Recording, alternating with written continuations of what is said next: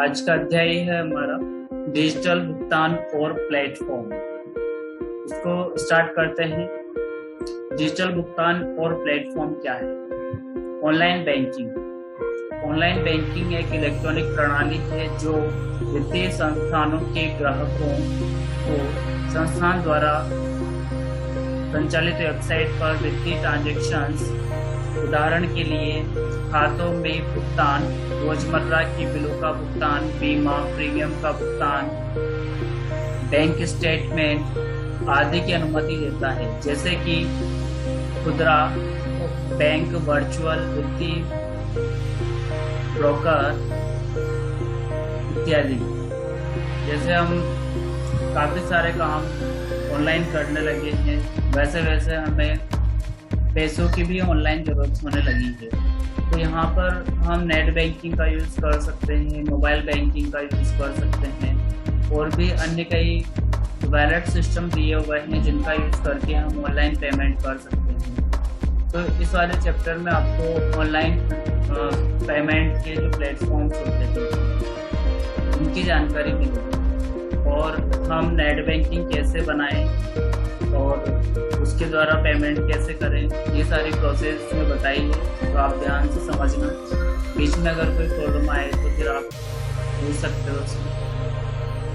यह internet banking, net banking, ई banking या virtual banking के रूप में जाना जाता है। लगभग सभी बैंक और वित्तीय संस्थान अपने ग्राहक को ऑनलाइन बैंकिंग सुविधा प्रदान करते हैं। यह पारंपरिक बैंकिंग सिस्टम से अलग है, जहां ग्राहक अपनी सेवाओं का उपयोग करने के लिए बैंक शाखा में जाते हैं। तो जब भी आप पेमेंट को जमा करना होता है तो बैंक में जाते हो, या फिर किसी को भुगतान करना है तो बैंक से पैसा निकालते हो, उसको कैश देते हो।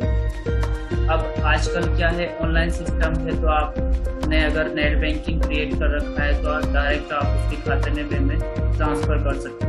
इसके लिए आपको बैंक जाने की जरूरत नहीं पड़ेगी। इंटरनेट बैंकिंग का उपयोग करने के लिए एक ग्राहक को वित्तीय संस्थान के साथ पंजीकरण कर क्रेडेंशियल प्राप्त करने होते हैं। इसमें सामान्यतः उपयोगकर्ता यानी कि user ID, user name, password और ग्राहक सत्यापन, कस्टमर ऑथेंटिकेशन के लिए अन्य क्रेडेंशियल शामिल होते हैं। तो जब आप इंटरनेट बैंकिंग यूज़ करते हैं तो यहाँ पर आपको जो है अपना आईडी और पासवर्ड की आवश्यकता होगी। इसे लॉगिन में एंटर करके आप अपना नेट बैंकिंग लॉगिन कर सकते हो। आज एक सुरक्षित वेबसाइट का उपयोग करने के अलावा ट्रांजैक्शन को और सुरक्षित बनाने के लिए वित्तीय संस्थानों द्वारा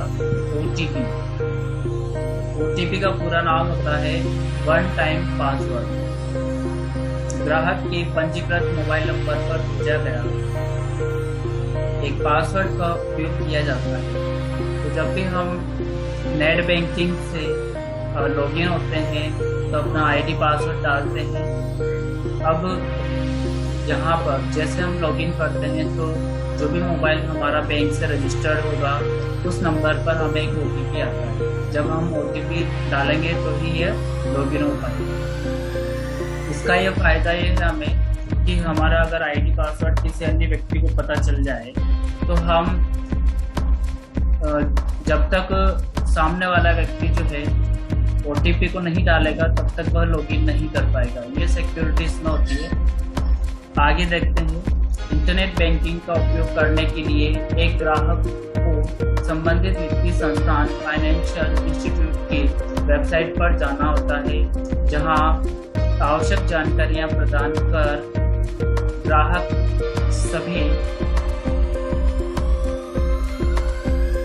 सभी आवश्यक सेवाओं का लाभ ले सके। आमतौर पर ये वित्तीय संस्थान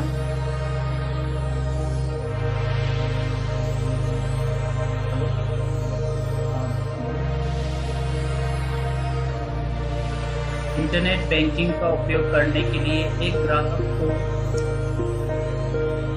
संबंधित वित्तीय संस्थान की वेबसाइट पर जाना होता है, जहां आवश्यक जानकारियां प्रदान कर ग्राहक सभी आवश्यक दस्तावेज का लाभ ले सकते हैं।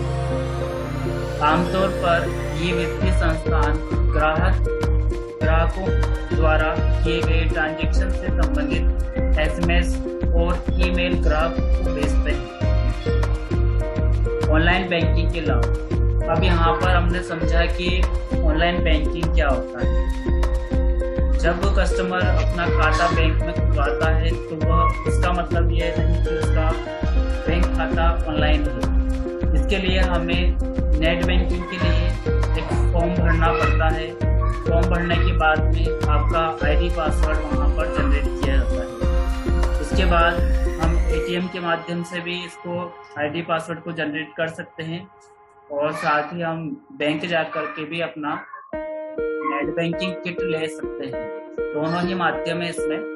अब हम देखते हैं ऑनलाइन बैंकिंग के क्या लाभ हैं। ऑनलाइन बैंकिंग ग्राहक और बैंक दोनों के लिए कई फायदे प्रदान करता है।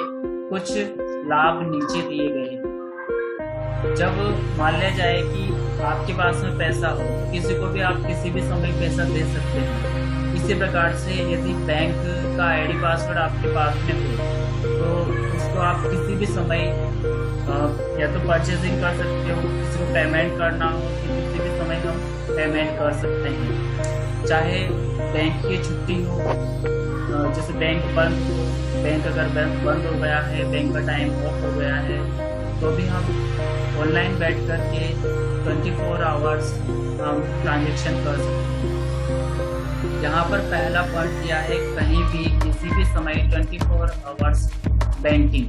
तो हम जब भी बैंक अगर बंद हो गई हो फिर भी हम बैंक से ट्रांजेक्शन कर सकते हैं, वो भी घर बैठे। ट्रांजेक्शन पर कम लागत सामान्य लागत में कटौती। तो कोई ट्रांजेक्शन अगर हम किसी अन्य व्यक्ति से कराते हैं तो वह ट्रांजेक्शन करने के बदले में कुछ शुल्क हमसे लेता है। अगर 1000 का ट्रांजेक्शन है तो वह हो सकता है उसके ऊपर 50 रुपये ट्रांजेक्शन पर ले सकता है। तो इसमें हमारे 50 रुपये की लागत और बढ़ जाती है। यदि हम हमारा खुद का नेट बैंकिंग यूज़ करते हैं तो वहाँ पर हमारे अन्य कोई लागत नहीं लगेगी, अन्य कोई वहाँ पर चार्ज नहीं लगेगा। कम समय की लागत। जब हम हमारी खुद के पर्सनल नेट बैंकिंग यूज़ करते हैं तो इसमें टाइम कुछ भी नहीं लगता है। आप घर बैठे इसको लॉगिन कर सकते हैं। बहुत ही सुरक्षित इसलिए है कि आपका आईडी पासवर्ड आपके पास में किसी को पता नहीं है और साथ ही OTP अपने रजिस्टर्ड मोबाइल पर आता है तो हम देखते हैं कि कोई भी इसको लॉगिन नहीं करता। अगला पॉइंट दिया है पैसे तुरंत और सही जगह स्थानांतरित करना। इसमें क्या होता है कि 2 बार अपना बैंक अकाउंट या किसी कस्टमर को हम पैसे ट्रांसफ़र कर रहे हैं तो 2 बार बैंक अकाउंट नंबर मांगा जाता है। यदि हमने किसी टेक्स्ट बॉक्स में गलत नंबर डाल दिया तो मैच नहीं होगा तो तुरंत बता देना कि आपका दर्ज किया हुआ अकाउंट नंबर। तो यहाँ पर सही जगह और तुरंत पैसा ट्रांसफ़र होता है। घर बैठे बैठे यूटिलिटी बिल भरना और अन्य सेवाओं का लाभ लेना। तो जैसे आप किसी भी बिल का पेमेंट कर रहे हैं, चाहे आप इलेक्ट्रिसिटी का बिल पेमेंट करो, चाहे वाटर बिल पेमेंट करो या फिर आपने कोई ऑनलाइन परचेसिंग करी है तो उसका भी आप घर बैठे बैठे बिल का भुगतान कर सकते हो। तो ये सभी फैसिलिटी जो है नेट बैंकिंग प्रोवाइड करता है। ऑनलाइन बैंकिंग के माध्यम से सेवाएं। आज हम कितनी ही सेवाएं ऑनलाइन बैंकिंग के माध्यम से ले रहे हैं।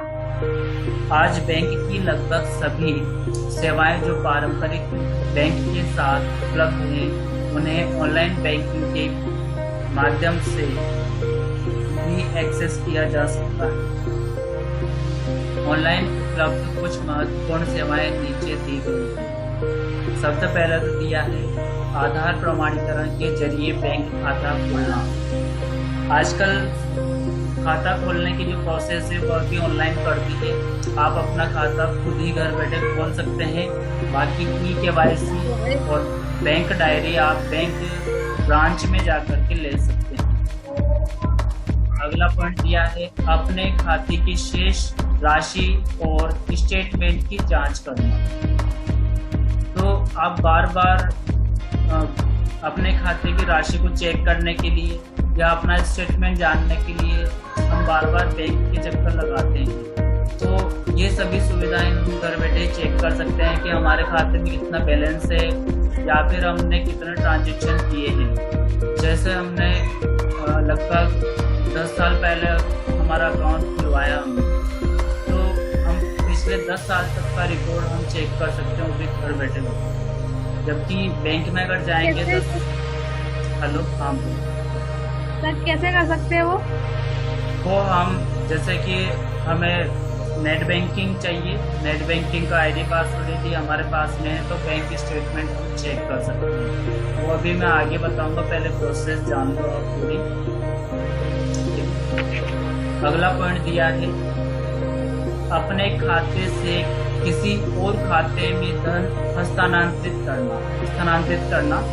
तो आपको किसी को पेमेंट देना है, किसी से आपने लिया था पेमेंट और हो सकता है आपने बैंक में जमा कर दिया और उस दिन संडे है, तो आप बैंक से पैसा कैसा निकाल पाओगे। एटीएम पे गए तो एटीएम भी खाली है, एटीएम चल नहीं रहे हैं, या फिर हम गांव में बैठे हैं तो इतनी दूर आकर के हम ट्रांजेक्शन करेंगे, पेट्रोल वगैरह सभी खर्च करेंगे। तो इससे बढ़िया है कि हम नेट बैंकिंग से उस व्यक्ति का अकाउंट नंबर मांगे, आईएफएससी कोड नाम दर्ज करें, उसका अकाउंट नंबर दर्ज करें, उससे पैसे ट्रांसफर तुरंत हम पैसे भी ट्रांसफर कर सकते हैं। फिक्स्ड डिपॉजिट यहाँ पर दिया है एफडी करना। तो अगर मान लिया जाए कि हमारे अकाउंट में लिमिट ज़्यादा हो रही है, ज़्यादा पैसा इकट्ठा हो गया और हम इसको कहीं पर लगाना चाहते हैं, तो हम अपनी एफडी वहीं से बैठे बैठे कर सकते हैं। और अन्य निवेश करना और उनका प्रबंधन करना। अगर आपको कहीं अन्य जगह उसका अपना पैसा लगाना है ताकि हमें कुछ इनकम हो सके, जैसे म्यूचुअल फंड में निवेश करना या फिर कोई अन्य जगह हमें अपना पैसा लगाना है, तो अपन वहाँ से घर बैठे बैठे ऑनलाइन भी पेमेंट लगा सकते हैं और उसका कमीशन अपने बैंक खाते में रिसीव कर सकते हैं। अगला पॉइंट दिया है यूटिलिटी बिल, टेलीफोन और mobile bill, credit card bill इत्यादि का भुगतान करना। जैसे मान लिया जाए कि लॉकडाउन लगा और आपके बिजली का बिल है 1 महीने का, 2 महीने का, 3 महीने का ड्यू है, आपके पास में के नंबर है तो आप घर बैठे ही अपना फर्स्ट मंथ का बिल जमा कर सकते हैं। टेलीफोन बिल, अब टेलीफोन बिल जमा करने के लिए आपको कहीं अदर जाने की जरूरत नहीं है, आप अपना टेलीफोन का बिल जो है तुरंत अपने घर से ही नेट बैंकिंग से पे कर सकते हो। मोबाइल बिल, अगर आप अपना रिचार्ज खुद करना चाहते हो तो ये भी कर सकते हो, क्रेडिट कार्ड इत्यादि का पेमेंट्स कर। अगला है डिमांड ड्राफ्ट, चेक बुक के लिए अनुरोध करना। जब मान लिया जाए कि किसी आवश्यक कार्य के लिए हमें चेक की आवश्यकता पड़ गई, तो हमें क्या होता है कि बैंक के चक्कर लगाने पड़ते हैं और वहाँ पर जाकर के हमें चेक इशू के लिए फॉर्म फिलअप करना पड़ता है। तो हम वह कमांड भी अपने नेट बैंकिंग आईडी से दे सकते हैं। लॉगिन करके वहाँ पर ऑप्शन मिलेगा हमें इशू चेक बुक, तो वहाँ पर जब हम कमांड लगाएंगे चेक बुक जारी करने का, तो हम 6-7 दिन में अपने एड्रेस पर चेक बुक ऑटोमेटिक आ जाएगी। इसके लिए हमें कोई बैंक जाने की जरूरत नहीं है। चेक का भुगतान रोकना, मान लिया जाए कि हमने 10,000 का पेमेंट करके चेक दे दिया किसी को, लेकिन हमारे खाते में 5,000 रुपये पड़े हैं, तो सामने वाला जो चेक लगाएगा वो बाउंस हो जाएगा। तो चेक बाउंस को रोकने के लिए हम उस चेक नंबर को डाल करके उस चेक को वहीं पर कैंसिल कर सकते हैं और उस चेक को रोक करके उसका पेमेंट वहीं पे रोक सकते हैं, ताकि हमारा चेक बाउंस नहीं हो और हम फ्रॉड में काउंट ना हो। अपने डेबिट कार्ड, क्रेडिट कार्ड को ब्लॉक करना और अनब्लॉक करना। मान लिया जाए कि हम कहीं ट्रैवलिंग कर रहे हैं और उस दौरान हमारा जो एटीएम कार्ड गुम गया या फिर हमारा पर्स चोरी हो गया है, तो हम तुरंत अपने मोबाइल से नेट बैंकिंग को लॉगिन करें और वहाँ पर ब्लॉक कार्ड ऑप्शन मिलेगा हमें, वहाँ से हम इस कार्ड को ब्लॉक कर सकते हैं ताकि कोई इसका मिसयूज ना कर सके। अगला पॉइंट दिया है डेबिट कार्ड पिन रीजनरेशन के लिए अनुरोध करना। बहुत सी बार क्या होता है कि हम अपने एटीएम कार्ड का पासवर्ड या पिन भूल जाते हैं। इसके लिए हमें वापस से एटीएम पर जाना पड़ता है और वापस से पिन को जनरेट करना पड़ता है। लेकिन हमें कहीं जाने की जरूरत नहीं है। वहाँ पर मेन्यू में हमें एटीएम कार्ड से रिलेटेड, डेबिट कार्ड से रिलेटेड कई ऑप्शन मिलते हैं। जैसे हमने ब्लॉक का ऑप्शन देखा तो वहीं पे आपको पिन रीजनरेशन का ऑप्शन भी मिल जाएगा। OTP या फिर अपना जो नया पिन है वो अपने मोबाइल पर आ जाएगा और उससे हम वहाँ से वापस से चेंज कर सकते हैं या फिर उसे यूज़ कर सकते हैं। तो ये सभी जो सेवाएं हैं ऑनलाइन बैंकिंग हमें प्रोवाइड करता है। अब खाता खोले जाने की प्रक्रिया। खाता खोलने के लिए हमें सबसे पहले उस बैंक की वेबसाइट पर जाना होगा।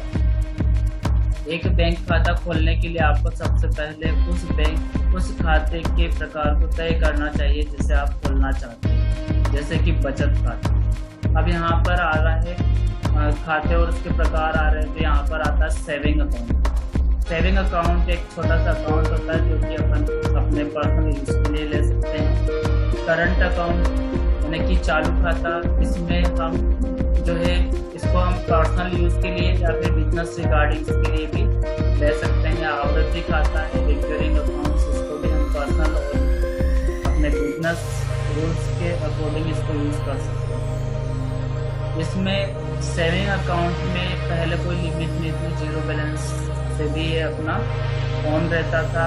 लेकिन अब जो है इसमें कोई लिमिट फिक्स कर दी है कि इसमें 2000 रुपये या फिर 1500 रुपये तो मिनिमम बैलेंस रहना चाहिए, नहीं तो आपका खाता ऑफ हो जाएगा। करंट अकाउंट में मिनिमम 5000 रुपये रहना आवश्यक है, नहीं तो आपका खाता ऑफ हो जाएगा। आवर्ती खाता है, इसमें भी सेम प्रोसेस। एक बार फैसला करने पर आप निकटतम बैंक शाखा पर संपर्क कर सकते हैं। अब मान लिया जाए कि आपको कौन से बैंक में अकाउंट खोलना है या खुलवाना है, तो सेंट्रल, SBI, ICI, HDFC, तो आपको उस बैंक शाखा में जाना पड़ता है।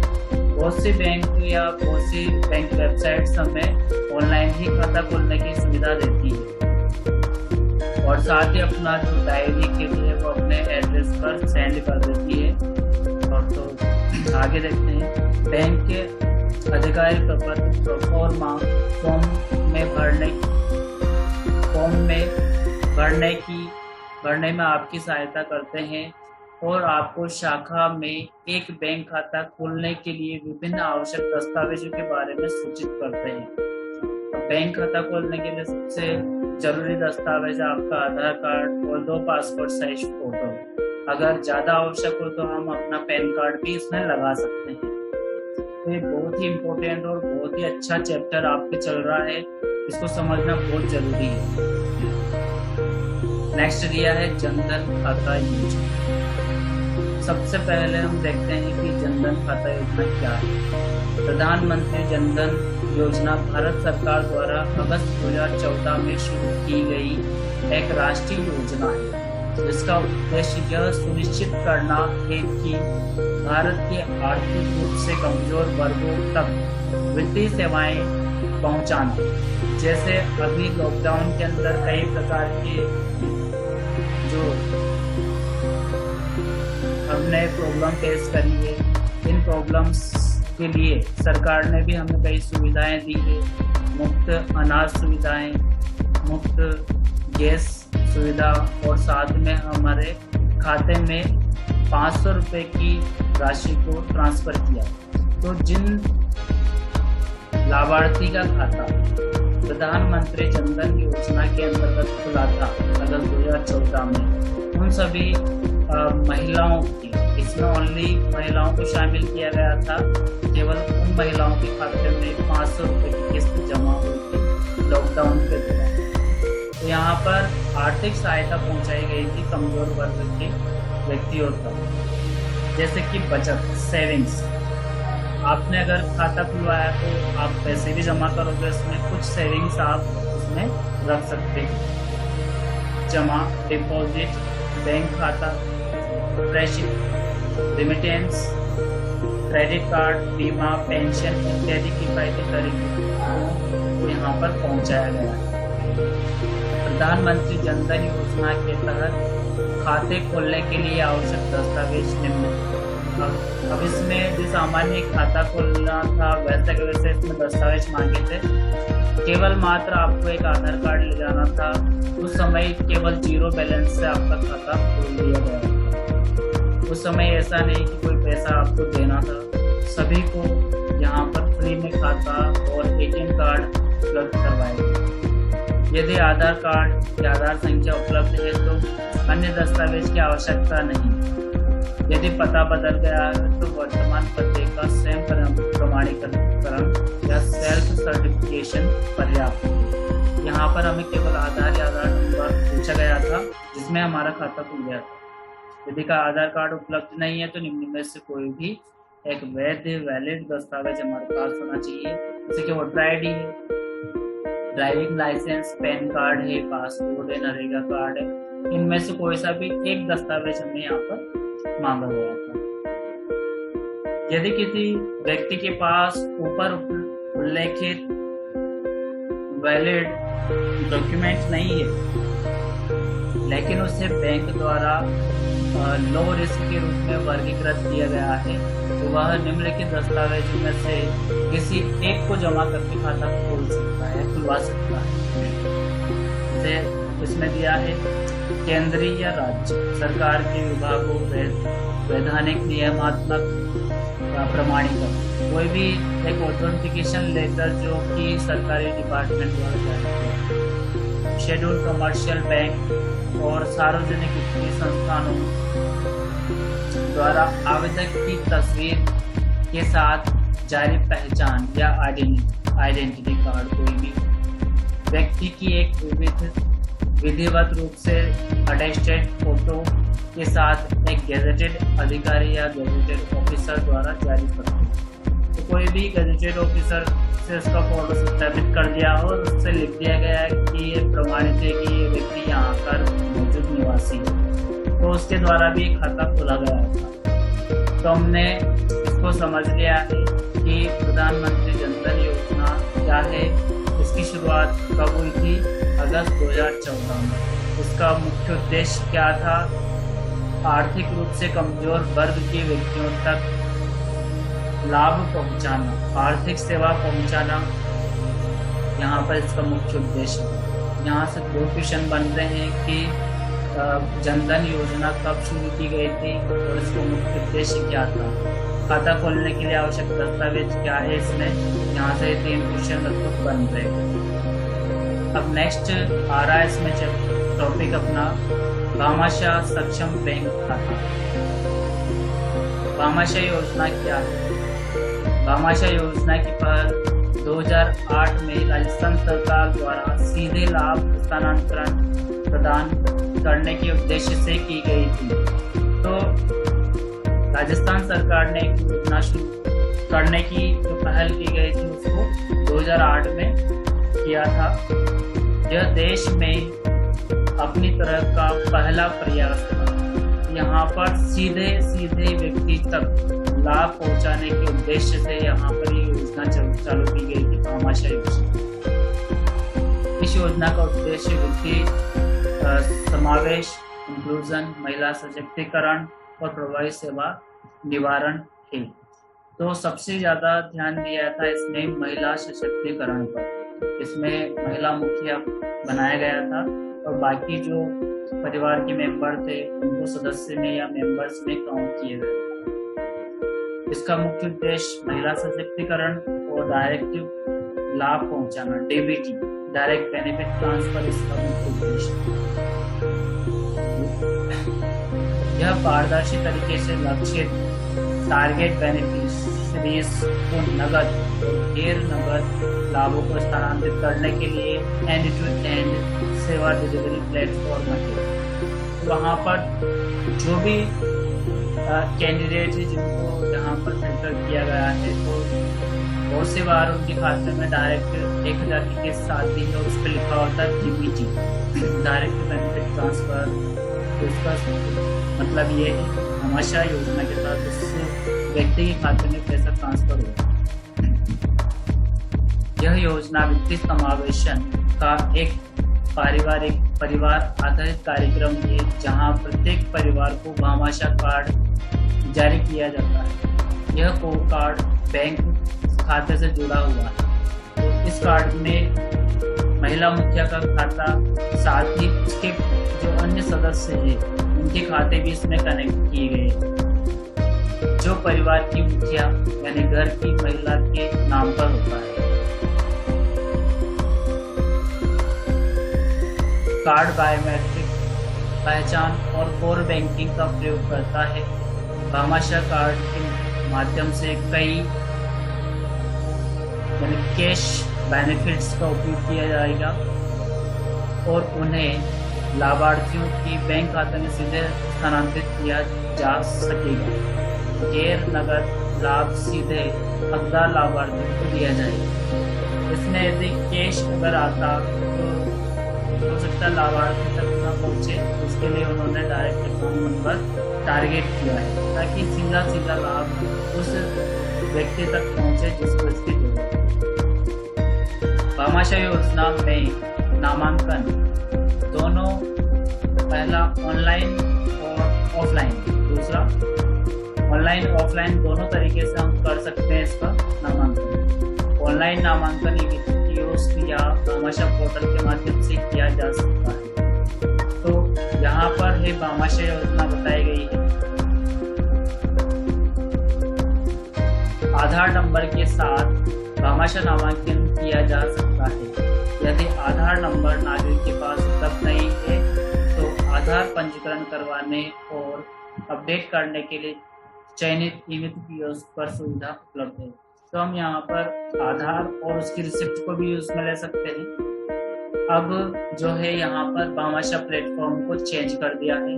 भामाशाह के स्थान पर अभी वर्तमान में जनधन योजना को लागू किया गया है। अब आते हैं नेक्स्ट टॉपिक आता है अपना ऑनलाइन डिजिटल भुगतान पद्धतियां और प्लेटफॉर्म। जैसे जैसे टेक्नोलॉजी बढ़ी वैसे वैसे यहाँ पर यूज और उसके प्लेटफॉर्म्स भी बढ़ते गए हैं।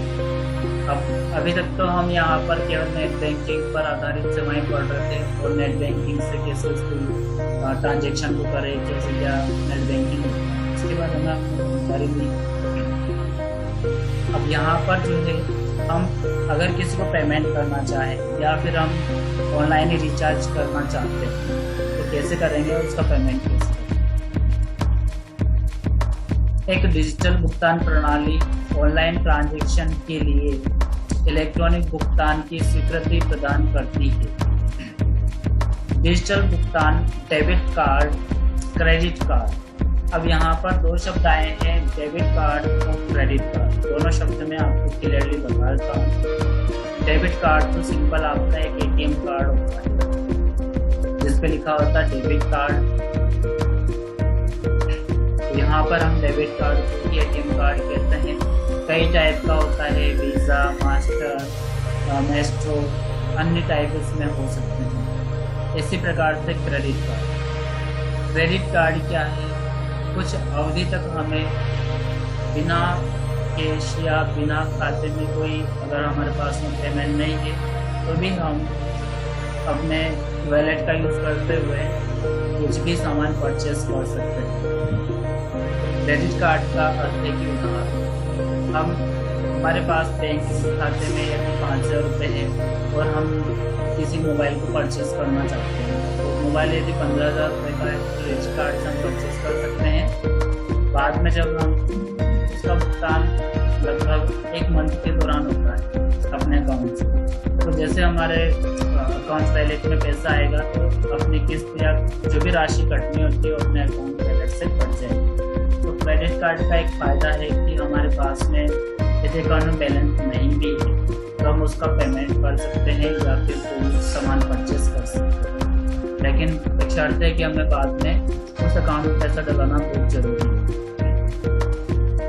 नेट बैंकिंग, मोबाइल वैलेट और कई अन्य भुगतान मेथड या मोड है इनके माध्यम से किया जा सकता है। भारत में कई डिजिटल भुगतान प्लेटफॉर्म्स और भुगतान गेटवे उपलब्ध हैं जो ऑनलाइन डिजिटल भुगतान सुविधा प्रदान करते हैं।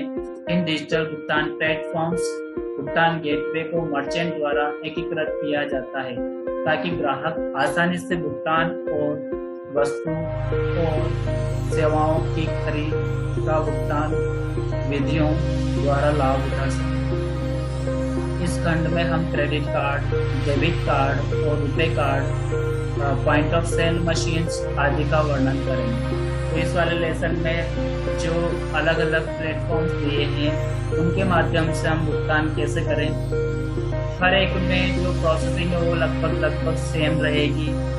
हर एक पेमेंट में हमें कार्ड नंबर, कार्ड पर प्रिंटेड नेम से एक्सपायरी डेट है, CVC कोड है, ये हमें वहाँ पे टाइप करना रहेगा।